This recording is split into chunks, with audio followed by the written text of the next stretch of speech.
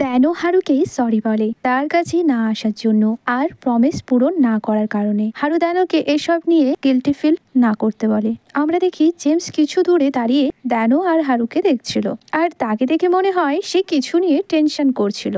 অন্যদিকে কিয়নকে দেখি সে দ্যানোকে কল করছিল, বাট দ্যানো তার কল ধরে না। তারপর কিয়ন দ্যানোকে মেসেজ করা ট্রাই করে, বাট সাহস পায় না দ্যানোকে মেসেজ সেন্ড করার। কিয়ন দ্যানোর কথা ভেবে ইমোশন হয়ে যায়। তারপর আমরা কিয়নের ছোট্টবেলার সিন দেখি। ছোট্ট কিয়ন দ্যানোর জন্য ফ্লাওয়ার বুকে আনে। দ্যানো বলে এই ফ্লাওয়ারের মানে কি? কিয়ন বলে এর মানে তুমি একটা বোকা। দ্যানো এটা শুনে স্যাড হয়ে যায়। তখন আমরা ছোট্ট কিয়নের হাতে একটি কাগজ দেখি, যেটাই ফুলের অর্থ লেখা ছিল, আমি শুধু তোমাকেই জানি।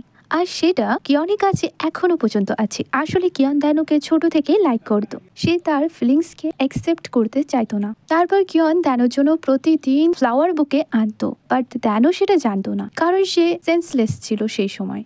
নেক্সট ডে দেখি দ্যানো আর হারু একসাথে হাত ধরে স্কুলে এন্ট্রি করে। দ্যানো তখন নোটিস করে সে হারুর হাত ধরে আছে। এতে দ্যানো সেম ফিল হয়ে বলে, আমাকে ডক্টর লি বলেছে হাত ধরে হাঁটাচলা করলে হার্টবিট ভালো থাকে। এটা যদি তোমার না ভালো লাগে তাহলে আমি তোমার হাত ধরে হাঁটবো না। হারু বলে না, আমার তো হাত ধরে হাঁটতে ভালোই লাগে। দ্যানো বলে হারু তুমি কত ভালো, আমি তোমায় যত দেখি অবাক হচ্ছি। তখনই সেখানে ডোয়া আসে। দ্যানো ডোয়াকে দেখে বলে কেমন আছো ডোয়া?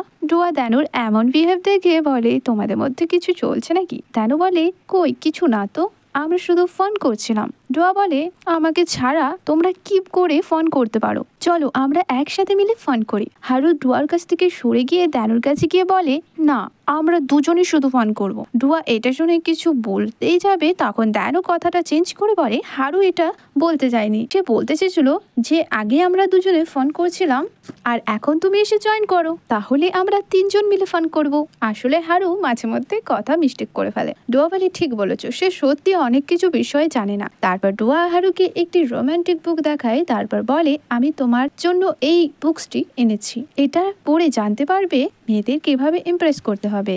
হারু বলে তাহলে আমি এটা অবশ্যই পড়বো। দ্যানো তুমি আমাকে এই বুকসটা পড়তে হেল্প করবে। দ্যানো এটা শুনে সেম ফিল করে হারুর কাছ থেকে বুকসটি নিতে গিয়ে একটু কাট হয়ে যায়। হারুকে দ্যানোর কেয়ার করতে দেখে ডোয়া বলে সত্যি তোমাদের মধ্যে কিছু চলছে না তো?